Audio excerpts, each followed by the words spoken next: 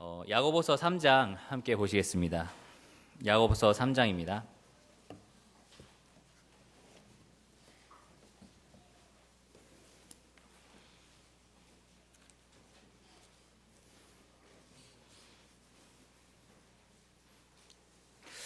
저희가 지난주에는 우리의 믿음과 행위가 어떤 관계에 있는지 아주 분명하게 배웠습니다. 행함이 없는 믿음은 죽은 것이다. 행함이 없는 믿음은 그 자체가 죽은 것이다. 야고보서 2장 17절의 말씀이었습니다. 사실 이 행함과 믿음의 관계, 이 진리는요, 야고보서 1장과 5장을 전체적으로 아우르는 아주 핵심적인 진리입니다. 그래서 오늘 저희가 살펴볼 본문 야고보서 3장 1절에서 12절은요, 우리의 말, 우리의 언어 생활에 대한 말씀인데요. 이 말 역시도 행함과 믿음의 관계에 같이 입각해서 우리가 살펴볼 수 있다는 것입니다. 다시 말해서 참된 믿음을 가진 자라면 이 말과 언어 생활에 있어서도 뭔가 다른 점이 드러나야 한다는 것입니다. 참된 믿음에 대한 결과가 이 말과 언어 생활에도 드러나게 되어 있다는 것입니다. 야고보는 오늘 본문 말씀을 통해서요, 과연 우리의 언어 생활, 우리 말이 어떻게 이 참된 믿음을 드러나게 할 것인가, 입증되게 할 것인가에 대해서 설명하고 있는데요. 저는 오늘 이 말에 대해서 야고보가 이야기하고 있는 5가지 설명, 말에 대한 5가지 설명에 대해서 말씀드리고자 합니다. 저희 주보를 보시면 나와 있는데요. 첫째로는 말은 중요하다. 둘째는 말은 능력이 있다. 그리고 세 번째, 말은 파괴력이 있다. 그리고 네 번째, 말은 통제불능이다. 그리고 마지막으로 5번째, 이 핵심 주제와 연결시켜서 말은 믿음의 증거이다. 말은 믿음의 증거다. 이렇게 5가지 야고보의 설명을 통해서 우리의 언어 생활과 말에 대해서 한번 생각해 보도록 하겠습니다. 말씀을 처음부터 끝까지 다 읽고 시작하기에는 시간이 좀 부족할 것 같아서요, 차근차근 설명을 하면서 이 본문을 읽도록 하겠습니다. 첫째로 야고보가 이 말에 대해서 이야기하고 있는 것은 말은 중요하다. 말은 중요하다입니다. 1절과 2절을 통해서 저희가 알 수 있는데요. 한번 읽어보겠습니다. 내 형제들아, 너희는 선생된 우리가 더 큰 심판을 받을 줄 알고 선생이 많이 되지 말라. 우리가 다 실수가 많으니 만일 말에 실수가 없는 자라면 곧 온전한 사람이라 능히 온 몸도 굴레 씌우리라. 1절에서 야고보는요, 선생된 자들에게 말을 하고 있습니다. 많이 선생이 되지 말라라는 명령을 주고 있습니다. 이것은 다시 생각해 보면 많이 선생이 되려고 했었다라는 그 당시 환경을 저희가 생각해 볼 수 있습니다. 그 당시의 사람들을 보면 랍비, 그 당시에 선생을 랍비라고 불렀는데요. 랍비라는 그 존재를 굉장히 존경하고 선망의 대상으로 삼았습니다.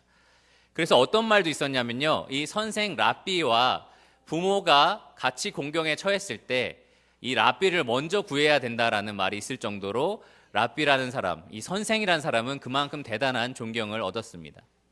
사회적으로 이러한 존경을 얻었기 때문에 교회 안에서도요, 서로 선생이 되려는 자세들이 있었습니다. 서로 말하고자, 서로 앞에 나가서 가르치고자 하는 그러한 자세의 문제가 있었습니다. 여러분 잘 아시다시피 고린도 교회에 어떤 문제가 있었습니까? 예언과 방언하려는 자들이 순서에 상관없이, 질서에 상관없이 서로 말하려는 문제가 있었습니다. 예언과 방언은 어떤 은사죠? 입으로 하는 은사입니다. 말로 하는 은사예요. 앞에 나와서 뭔가 가르치고 말해야 되는 그러한 은사들입니다. 그러한 것들을 서로 하려고 하는 그러한 마음들이 있었던 것입니다.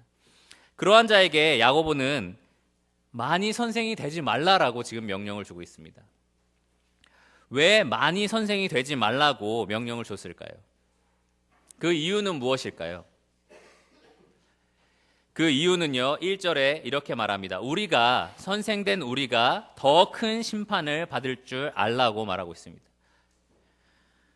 선생은 더 많은 책임을 가지고 있습니다. 히브리서 말씀에 보면 영혼을 위하여 경성하기를 자신들이 청산할 자인 것처럼 한다라고 말하고 있는데요. 다른 사람의 영혼을 맡고 책임지기 때문에 그러한 책임이 더 크기 때문에 심판을 더 많이 받을 수도 있습니다. 그런데 이 야고보가 더 하고자 하는 말은요, 선생인 사람은 더 많은 말을 하기 때문에, 그 말에 따른 실수가 있고 그 말에 따라서 죄를 짓기 때문에 더 큰 심판이 있다라고 말을 하고 있는 것입니다. 마태복음 12장 36절에서 37절을 보면요, 내가 너희에게 이르노니, 예수님께서 이렇게 말씀하셨습니다. 사람이 무슨 무익한 말을 하든지 심판날에 이에 대하여 신문을 받으리니 내 말로 의롭다함도 받고 내 말로 정죄함을 받으리라. 사람이 하는 말에는 심판이 따르게 돼 있다는 것입니다. 그 어떤 무익한 말에도 그에 합당한 책임을 지게 돼 있다는 것입니다. 그래서 야고보는 많이 선생이 되지 말라고 하는 것입니다. 선생이 되면 더 많은 말을 하게 될 것이고 그 더 많은 말에 대한 심판과 책임을 물게 될 것이기 때문입니다. 자, 2절에 보면요, 야고보는 이 말에 대해서 더 대상을 확대해서 말하고 있습니다. 우리가 다, 선생된 우리가 아니라 이제는 우리가 다, 모든 사람이 말에 그 실수가 많다라고 말하고 있습니다. 만일 말에 실수가 없는 자라면 곧 온전한 사람이라. 말에 실수가 없는 사람이라면 온전한 사람이라고 말하고 있습니다. 말에 실수가 없는 사람이라면 온전한 사람이다라는 이 구절은요, 이 말의 문제의 본질을 보게 만드는데요.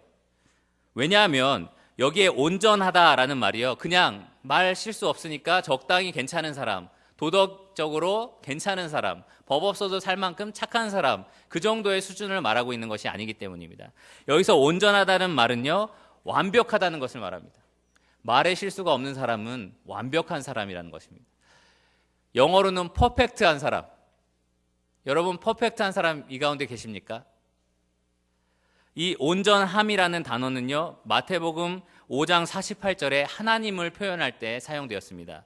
하늘에 계신 너희 아버지의 온전하심 같이 너희도 온전하라. 말에 실수가 없는 사람은 하나님의 이 온전하심처럼 완벽한 사람이라는 것입니다. 이것이 어떻게 말의 본질의 문제를 가르쳐 주느냐? 우리가 흔히 생각할 때는요, 우리 말 실수했어. 금방 그냥 나는 말에 이 입을 잘 관리를 못해서 그냥 실수한 것 뿐이야 라고 생각할 수 있지만요, 사실은 이 말의 문제는 우리의 내면의 문제다, 우리의 마음의 문제라는 그 본질을 보여줍니다. 우리 말이 실수가요, 그냥 말 자체에서만 나오는 실수가 아니라, 우리 입에서 그냥 쏟아져 나오는 실수가 아니라요, 우리 마음속 깊은 곳에 있는 것들을 드러내기 때문입니다. 그래서 예수님께서는 마태복음 15장 11절에 입으로 들어가는 것이 사람을 더럽게 하는 것이 아니다, 속에 있는 것이, 입으로 나오는 것이 사람을 더럽게 한다라고 하시면서 18절과 19절에 입에서 나오는 것들은 마음에서 나오나니 라고 말하고 있습니다. 이것이야말로 사람을 더럽게 하느니라. 마음에서 나오는 것은 악한 생각과 살인과 간음과 음란과 도둑질과 거짓 증언과 비방이니, 이러한 더러운 것들이 우리 마음에 있는데 우리의 말은 그 마음에 있는 것을 겉으로 쏟아내는 도구라는 것입니다. 그래서 아까 제가 말씀드린 말에 책임이 따르고 말에는 반드시 심판이 있다라고 말한 부분이 이것과 연결됩니다. 그 말에는 이 마음에 있는 죄가 드러나기 때문에 그 죄에 대한 심판은 반드시 하나님이 치르신다는 것입니다. 여러분, 그래서 여러분의 입술에 실수가 없다면, 말에 실수가 없다면요, 사실 여러분 마음에 전혀 실수가 없다라는 것입니다. 여러분 마음에 더러움이 전혀 존재하지 않을 때 가능한 것입니다. 그냥 내가 말을 조심하고 조용하고 어떻게든지 통제하면 이것이 가능한 것이 아닙니다. 말에 실수가 없으려면 여러분 마음에 더러움이 존재하지 않아야 합니다. 여러분 마음에 더러움이 존재하지 않는 완벽한 분 계십니까? 거룩한 분 계십니까? 이것이 말의 문제의 중요성입니다. 우리는 다 실수가 많다. 그리고 그 말에 대한 책임은 반드시 지게 돼 있다는 것입니다. 그래서 야고보는요, 이 혀를 제어할 수 있다면 능히 온 몸도 굴레 씌우리라 라고 말하고 있습니다. 우리의 마음을 다잡을 수 있다면, 통제할 수 있다면 우리의 몸도 다 통제할 수 있다라는 것입니다. 말은 중요합니다. 왜냐하면 그것에 대한 심판이 있을 것이고 그것에 대한 책임을 반드시 물을 것이기 때문입니다. 자, 말실수는 그냥 고작 말에 대한 문제인데 그게 뭐가 중요하냐? 말은 그렇게 큰 문제가 아니지 않냐? 그게 물론 죄의 문제고 마음의 문제라는 걸 알겠지만 그냥 우리 평소에 많은 말들을 쏟아내고 여러 가지 작은 실수를 범하는 것뿐 아니냐라고 생각할 수 있는데 그 말의 영향력이 그렇게 큰 것이 아니지 않느냐? 그런데 야고보는요, 그 다음 구절에 보면 말이 얼마나 큰 능력이 있는지 설명하고 있습니다. 3절에서 5절까지를 보시면요, 우리가 말들의 입에 재갈 물리는 것은 우리에게 순종하게 하려고 그 온몸을 제어하는 것이라. 또 배를 보라, 그렇게 크고 광풍에 밀려가는 것들을 지극히 작은 키로서 사공의 뜻대로 운행하나니 이와 같이 혀도 작은 지체로 돼 큰 것을 자랑하도다. 보라, 얼마나 작은 불이 얼마나 많은 나무를 태우는가.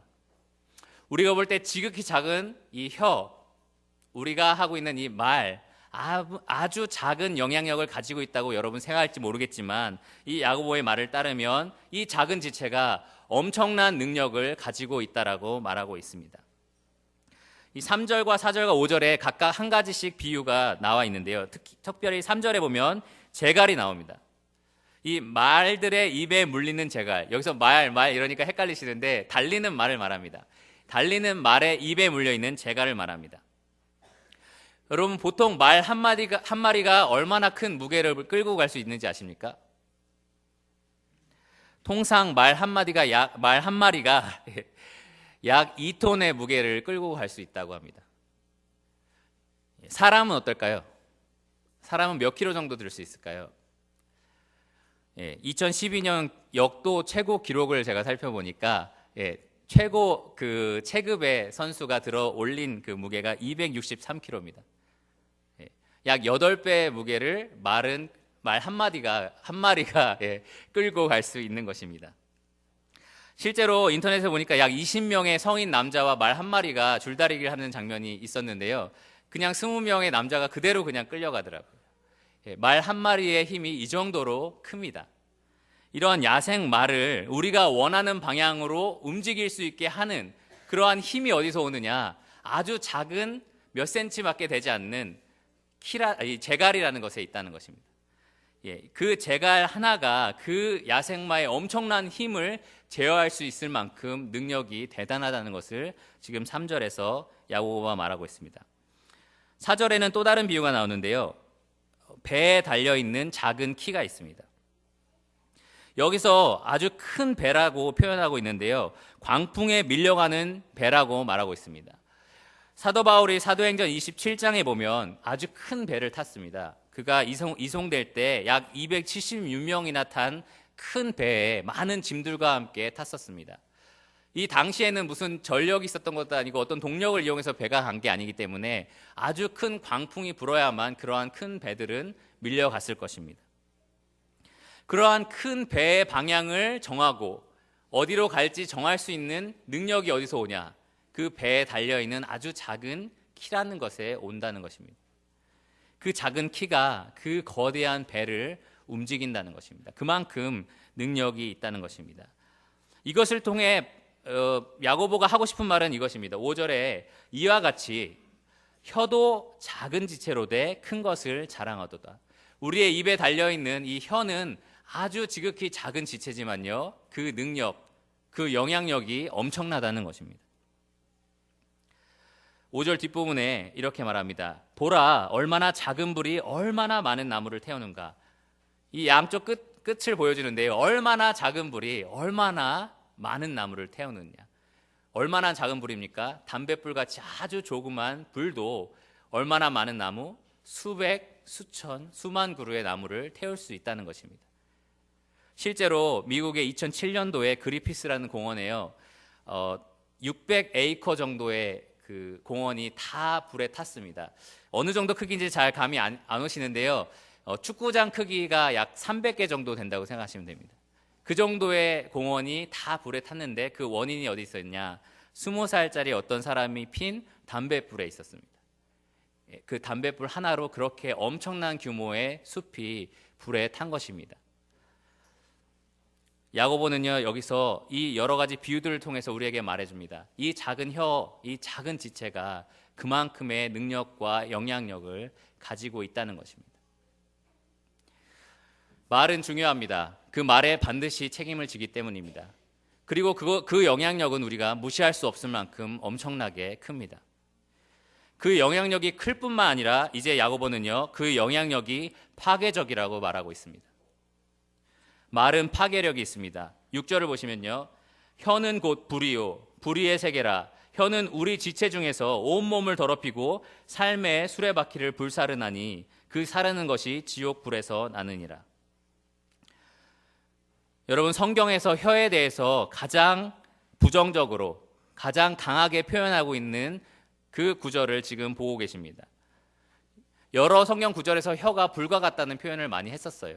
그러나 이렇게 강하게 표현한 부분은 이 야고보가 처음입니다. 야고보는 이 혀가 불이라고 말하는데요, 불은 파괴력을 가지고 있습니다. 불은 그 대상을 불태워서 파괴해버립니다. 그런데 야고보는 이 세 가지로 이 불의 파괴력을 설명하고 있는데, 첫째로는요, 불의의 세계라고 말하고 있습니다. 불의의 세계, 악한 것들의 총집합이라는 말입니다. 모든 악한 것들이 총집합되어 있는 것이 이 혀라는 것입니다. 아까 그 마태복음에 예수님께서 이 마음속에 있는 것이 입 밖으로 나온다고 하면서 여러 가지 더러운 것들을 말씀해 주셨는데요, 마가복음에는 더 자세하게 여러 가지 것들이 추가되어 있습니다. 뭐라고 되어 있냐면요, 속에서 곧 사람의 마음에서 나오는 것은 악한 생각, 곧 음란과 도둑질과 살인과 간음과 탐욕과 악독과 속임과 음탕과 질투와 비방과 교만과 우매함이니, 방금 여러분 들으신 것이 여러분의 혀로 가능한 죄들입니다. 저희가 그 공과 문제에도 추가를 했고 책에도 나오지만, 여러분 혀로 지을 수 있는 죄들에 대해서 우리가 많이 추가할 수 있는데요, 그 중에 무엇이 있냐면 불의를 말할 수 있고요, 괴유를 할 수 있고, 신실하지 못한 말을 여러분 할 수 있고, 아첨하는 말을 할 수 있고, 저주할 수 있고, 포악할 수 있고, 자랑하는 말을 할 수 있고, 참소할 수 있고, 험담할 수 있고, 행악할 수 있고, 회방하는 말을 할 수 있고, 거짓말할 수 있고, 또 죄로 유혹하는 말을 할 수 있습니다. 또 미련한 말, 무익한 말, 사악한 말, 속이는 말, 불평, 비난, 비방, 이것이 모두 다 여러분의 입으로 가능한 죄들입니다. 정말 혀가 불의의 세계라고 말할 수 있을 만하지 않습니까? 모든 악독한 것이 우리의 입으로 나올 수 있다는 것입니다. 예수님께서는 이 속에서 나오는 것들이 다 속에서 나와서 사람을 더럽게 한다라고 마가복음 7장 21절에 말씀하셨습니다. 야고보도 똑같이 오늘 6절에서 혀는 우리의 지체 중에서 온몸을 더럽힌다라고 말하고 있습니다. 이 온갖 더러운 것들이 우리 입 밖으로 나와서 우리의 모든 삶을, 우리를 더럽게 만들어줄 수 있다는 것입니다. 그뿐만 아니라요, 삶의 수레바퀴를 불사른다고 야고보는 말하고 있습니다. 우리 개인의 삶을 망가뜨릴 뿐만 아니라 삶의 수레바퀴, 어떤 인생의 흐름, 인생의 역사를 말합니다. 사실 인간의 역사는요, 우리가 말의 역사라고 말해도 과언이 아닙니다. 이 말 한마디로 시작된 것들이 사람들의 사이를 갈라놓고 어떤 사회를 멸망시키기도 합니다. 전쟁을 일으키기도 하고요, 말 한마디로 시작해서 국가와 사회가 멸망하기도 합니다. 이 말이라는 것은요, 개인을 무너뜨리고 개인을 불사를 뿐만 아니라요, 우리가 속한 가정, 우리가 속한 사회, 우리가 속한 나라까지도 불태우고 살을 수 있는 파괴력을 가졌다는 것입니다. 이러한 모든 악한 것이 흘러나오는 불의한 세계, 말이라는 것은요, 절대로 하늘로부터 위로부터 내려올 수 없습니다. 야고보는 위로부터, 빛들의 아버지로부터 무엇이 온다고 말했습니까? 온갖 좋은 은사와 선물이 온다고 말하고 있습니다. 이 악한 말들은요, 그 사르는 것이 지옥불에서 나온다고 야고보는 말하고 있습니다. 이런 파괴적인 말은 하늘에서 하나님으로부터 오는 것이 아니라 귀신과 마귀들로부터 오는 것입니다. 이렇게 말은 파괴적입니다. 저는 말이 악의 핵폭탄과 같다라고 말씀을 드리고 싶습니다. 여러분 입에 핵폭탄 하나씩을 다 들고 있는 것입니다. 여러분 혀로 여러분의 인생을 살을 뿐만 아니라 여러분의 주위에 있는 삶의 수레바퀴를 불사르고 멸망시킬 수 있는 파괴력을 가지고 있다는 것입니다. 이것은 결코 가볍게 보아야 할 문제가 아닙니다. 자, 여러분 이렇게 생각할 수 있습니다. 그래, 내 안에, 내 입에 이러한 파괴적이 있는 강한 영향력이 있는 말의 문제가 있지만 내가 그것을 길들이면 되지 않겠나? 내가 그것을 통제하고 다스리면 되지 않겠나? 라고 생각하실 것입니다. 7절과 8절을 보면요, 말은 통제 불능이라고 야고보는 말하고 있습니다. 여러 종류의 짐승과 새와 벌레와 바다의 생물은 다 사람이 길들일 수 있고 길들여 왔거니와 혀는 능히 길들일 사람이 없나니 쉬지 아니하는 악이요 죽이는 독이 가득한 것이라. 여기에 보면 야고보는요, 길들일 수 있는 것과 길들일 수 없는 것에 대해서 분명히 말하고 있습니다. 길들일 수 있는 것의 7절에 여러 종류의 짐승을 말하고 있습니다. 여러분, 애완동물 길들일 수 있지 않습니까? 개와 고양이 앉아 하면 앉고 일어서 하면 일어서고 그렇게 길들일 수 있습니다. 또 제 친구는 이구아나를 길들이더라고요, 애완동물로. 그래서 대단하다, 도마뱀도 길들일 수 있구나라는 생각을 했는데, 이렇게 부르면 와서 이렇게 쓰다듬어 주면 좋아서 이렇게 웃는다고 하는데 저는 웃는 것 같아 보이지는 않더라고요. 근데 어쨌든 그러한 도마뱀과 파충류들도 우리가 길들일 수가 있습니다. 야생동물 어떻습니까? 사자나 호랑이 어떻습니까? 길들일 수 있습니까? 네, 서커스를 보면 불을 뛰어넘게 할 수 있습니다. 그들을 길들일 수가 있어요. 곰은 어떻습니까? 실제 야생곰을 만나면 정말 무섭습니다.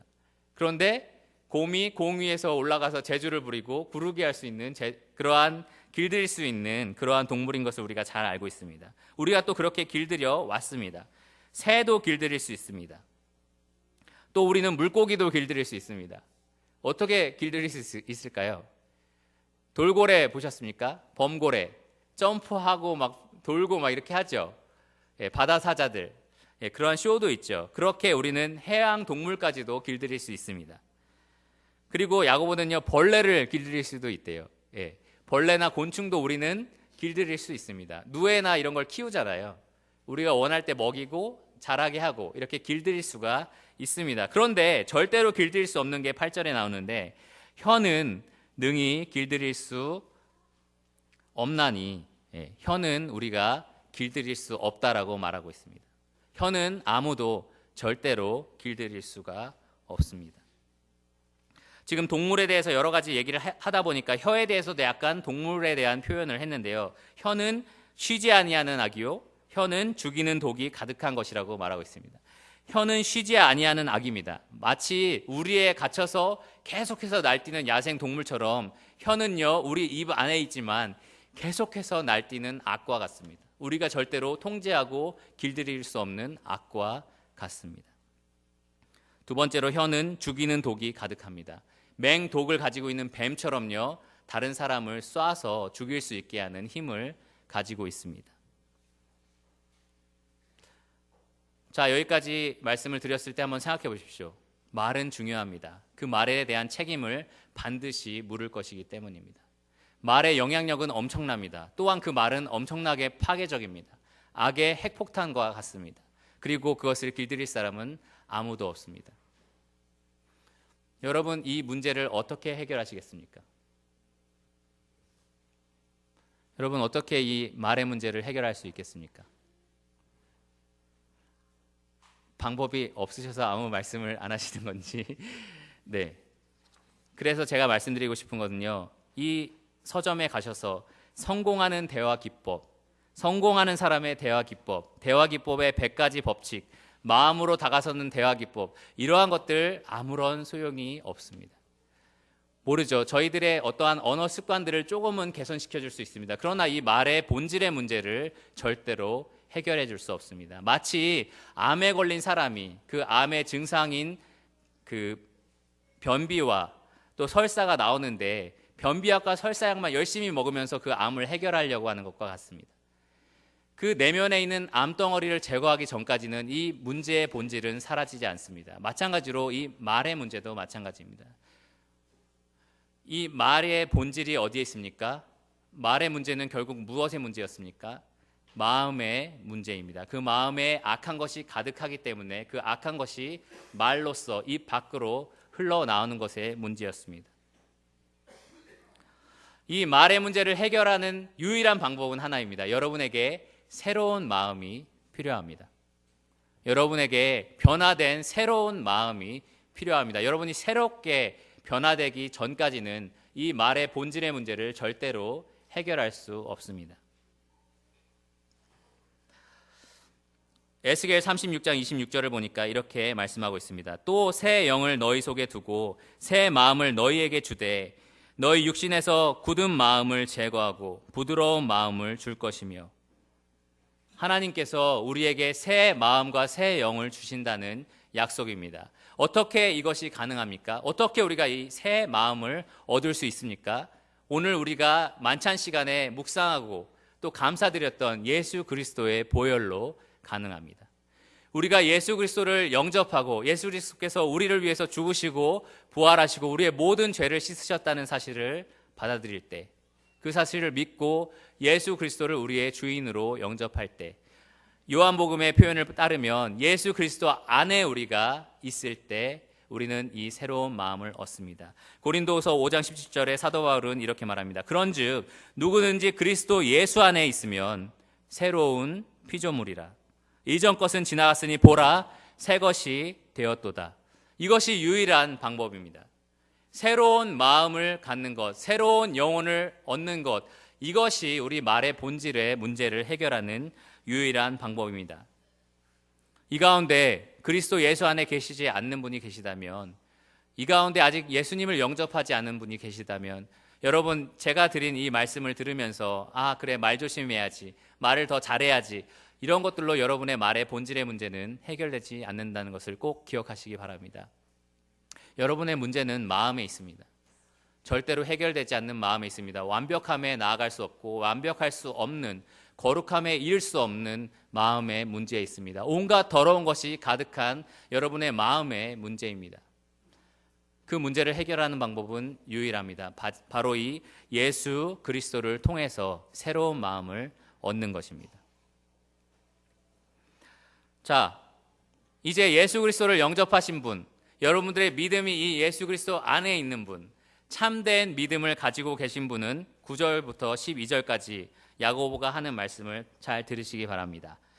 이것으로 우리가, 여기서 이것은 우리의 입술, 우리의 혀를 말합니다.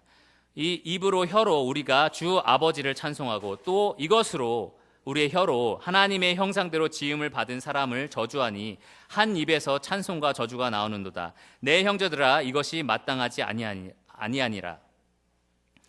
참된 믿음을 가진 그리스도인들은요, 이럴 수 없다라고 야고보가 말하고 있습니다. 아까 처음에 제가 말의 본질의 문제를 해결하는 유일한 방법은 새로운 마음을 얻는 것이라고 말했습니다. 참된 믿음을 가진 사람은 새로운 마음을 얻은 자들입니다. 새로운 피조물이 된 사람들입니다. 새로운 피조물이 된 사람들은 그에 합당한 열매를 맺는 것이 당연한 것입니다. 그런데 야고보는 지금 성도들을 향해서 지적을 하고 있습니다. 너희들이 하나님은 찬송하고 하나님의 형상대로 지음받은 사람은 저주한다라고 말하고 있습니다. 하나님의 형상대로 사람을 지으셨다는 것은요, 하나님께서 그 사람들을 통해서 영광을 얻기 원하신다는 것입니다. 이 세상에 존재하는 모든 사람은 하나님께서 하나님의 영광을 위해서 창조하신 사람들입니다. 한 입으로 우리가 하나님을 찬송하고 한 입으로 그 사람을 저주하는 것은 불가능하다라고 지금, 맞지 않다라고 지금 야고보가 말하고 있는 것입니다. 여러분, 혹시 입술로 하나님을 저주한 적이 있으십니까? 하나님에 대해서 저주하고 욕하고 모욕하고 조롱한 적이 있으십니까? 우리가 하나님에 대해서는 우리의 입을 보통 참된 믿음을 가진 자들이 언제 사용합니까? 감사합니다, 예배합니다, 찬송합니다. 우리는 그때 우리의 입술을 사용합니다. 그러나 우리의 형제 자매, 우리의 가족들, 세상 사람들에 대해서 우리의 입술을 사용할 때는 저주가 나오기도 하고요, 비방이 나오기도 하고 또 불평이 나오기도 합니다. 이것이 마땅하지 않다라고 지금 야고보는 말하고 있습니다. 왜 그러냐? 사람에게 하는 것이 곧 하나님에게 하는 것과 같다라고 하나님은 보시기 때문입니다. 마태복음 25장 40절을 보니까요, 너희가 여기 내 형제 중에 지극히 작은 자 하나에게 한 것이 곧 내게 한 것이니라. 예수님께서 이렇게 말씀하셨습니다. 사람에게 한 것이 곧 나에게 한 것과 같다라고 말씀하신 것입니다. 요한일서 4장 20절에 요한은 더 분명하게 이렇게 말합니다. 누구든지 하나님을 사랑하노라 하고 그 형제를 미워하면 이는 거짓말하는 자니 보는 바 그 형제를 사랑하지 아니하는 자는 보지 못하는 바 하나님을 사랑할 수 없느니라. 나는 하나님을 사랑합니다 하지만 형제를 사랑하지 않는 것은 하나님을 사랑하지 않는 것과 같다는 것입니다. 예수님이 제자들과 함께 있을 때 너희가 나를 사랑하면 나의 계명을 지킬 것이다 라고 말씀하시면서 내 계명이 무엇이냐, 요한복음 15장에 나의 계명은 이것이니 곧 내가 너희를 사랑한 것과 같이 너희도 서로 사랑하는 것이라 라고 말하고 있습니다. 우리가 서로 사랑하지 않는 것, 우리가 서로에게 악한 말을 하고 비방하고 우리가 주위에 있는 사람들에게 저주를 붓는 것, 그것은 곧 우리가 예수 그리스도를 사랑하지 않는다는 것에 증거가 된다는 것입니다. 그러므로 하나님을 찬송하며 사람을 저주하는 것이 마땅하지 않다라고 야고보는 말하고 있는 것입니다. 그 이유에 대해서 11, 12절에 이렇게 말합니다. 샘이 한 구멍으로 어찌 단물과 쓴물을 내겠느냐. 내 형제들아 어찌 무화과 나무가 감람 열매를 포도나무가 무화과를 맺겠느냐. 이와 같이 짠 물이 단물을 내지 못하느니라. 이 세 가지는요 똑같은 진리를 가르치고 있어요. 본질은 그 본질에 맞는 결과를 내야 된다는 것입니다. 샘은 그 샘의 본질에 맞는 물 하나를 내야 됩니다. 샘이 단물을 내면 단물을 내고 짠물을 내면 짠물을 낼 것이지 두 개를 동시에 낼 수 없습니다. 본질에 맞는 그 결과 하나를 내야 된다는 것입니다. 무화과 나무도 마찬가지입니다. 나무가 그 본질에 맞는 열매를 맺는 것이 당연합니다. 무화과 나무는 무화과 열매를, 포도나무는 포도나무를 맺는 것이, 포도 열매를 맺는 것이 당연하다는 것입니다. 물의 본질도 그 물의 본질에 맞는 맛을 내는 것이 맞습니다. 단물이면 단물의 맛을 내야 됩니다. 단물이 짠물의 맛을 낼 수는 없습니다. 본질에 맞는 결과를 내라는 것입니다. 참된 믿음이 본질이라면, 여러분이 가지고 계신 믿음이 참되다라는 본질을 가지고 있다면 그에 합당한 결과를 내는 것이 당연하지 않냐라고 지금 야고보가 묻고 있는 것입니다. 이 가운데 참된 믿음을 가지고 있다라고 생각하는 성도님들, 여러분들의 참된 믿음은 여러분들의 말에 있어서 얼마나 입증되고 있습니까? 여러분들의 언어 생활에 있어서 얼마나 결과로 잘 드러나고 있습니까? 세상 사람들과 같이 똑같이 비방하고 똑같이 저주하고 똑같이 사람들을 욕하는 것, 그것은 우리가 마땅히 해야 할 것이 아닙니다. 여러분이 가지고 있는 이 본질과는 거리가 먼 것입니다. 우리는 여전히 실수가 많은 것이 사실입니다. 우리는 이 말로 여전히 영향력이 많고 파괴력이 많은 죄를 짓고 사는 것이 사실입니다. 그러나 이 죄에 대한 심판은 이미 예수 그리스도께서 십자가에서 다 그 죄값을 치르셨습니다. 그래서 야고보는요, 이제 우리가 자유하는 율법으로 심판받을 자처럼 말도 하고 행동하라고 말합니다. 우리는 이 말에 대해서 심판을 받을 자들이 아닙니다. 그러나 이 말에 대해서 이제는 하나님이 원하시는 대로 살 수 있는 자들이 되었습니다. 그래서 에베소서 4장 22절 24절을 보면 옛 썩어져가는 너희 육신의 그 욕심을 따라 썩어져가는 옛사람을 벗어버리라. 그리고 너희의 심령이 새롭게 되어서 하나님을 따라 의와 진리의 거룩함으로 지으심을 받은 새 사람을 입으라고 말하고 있습니다. 이것이 그리스도인들의 언어 생활에서 반드시 이루어져야 할 것들입니다. 바울은 로마서에서 의의 병기로 우리의 지체를 드리라고 말하고 있습니다. 우리의 혀가 하나님께 의의 지체로 드려져야 할 의의 병기가 돼야 되는 것입니다. 이 가운데 참된 믿음을 가지고 계신 형제 자매님들, 여러분들의 말과 여러분들의 언어 생활이 정말 하나님 앞에서 여러분들의 참된 믿음의 증거로 드러나시기를 바랍니다. 만약에 여러분들이 그냥 이거 말 별거 아니야, 큰 문제 아니야, 다 실수할 수 있는 거야, 그리고 세상 사람들이 하는 말과 비슷한 말들을 내면서 살아가신다면 여러분 주의하시기 바랍니다. 조심하시기 바랍니다. 그것이 어쩌면 여러분들의 참된 믿음의 실체를 보여주는 증거일 수도 있습니다. 여러분들이 진정으로 거듭나지 않았다는 것을 가르쳐주는 그러한 증거가 될 수도 있습니다. 그러므로 여러분들의 언어 생활, 여러분의 말, 믿는 자답게, 참된 믿음을 가진 자답게 보여지기를 간절히 기도를 드립니다. 지금 완벽한 거룩함을 갖춘 그러한 언어 생활을 오늘 지금 이 순간부터 당연히 할 수는 없습니다. 그러나 지난 시간에 저희가 배운 것처럼 여러분은 완벽함으로 나아가는 자들입니다. 거룩하다라는 이름을 받았고요. 거룩함으로 나아가는 성도들입니다. 여러분의 언어 생활도 그러한 방향으로 가고 있는 자들이 돼야 합니다. 자, 말씀을 기억하시면서 기도하고 마치도록 하겠습니다.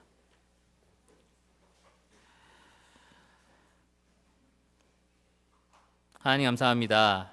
저희가 절대로 해결할 수 없는 죄악의 문제, 언어의 문제, 말의 문제의 본질을 예수 그리스도께서 모두 다 담당해 주셨습니다. 저희가 그 예수 그리스도 안에 있을 때 새로운 피조물로 거듭났고 새로운 마음을 얻었습니다. 그 예수 그리스도 안에 참된 믿음을 가진 자들이 어느 순간부터 저희가 믿기 전에 했던 삶으로 돌아가는 것을 보게 됩니다. 다른 사람들이 욕하는 것에 똑같이 욕하고 다른 사람들이 저주하는 것에 똑같이 저주하고 우리의 언어 생활과 말이 참된 믿음을 가진 자들과 가진 자들의 모습과 다른 것을 보게 됩니다. 주님, 저희로 하여금 이것이 마땅하지 않은 것을 깨닫게 하여 주시옵소서. 예수 그리스도와 더불어 부활한 우리가 그분의 영광을 위해서 살아야 한다는 사실을 다시 한번 깨닫게 하여 주시옵소서. 그리스도의 사랑이 우리를 강건하여서 이 길을 계속해서 힘있게 갈 수 있도록 도와주시며 또 우리의 언어 생활과 말에 있어서 그 믿음의 증거들이 확실히 드러나게 하여 주시기를 원합니다. 이 모든 것 예수 그리스도 이름으로 기도드렸습니다. 아멘.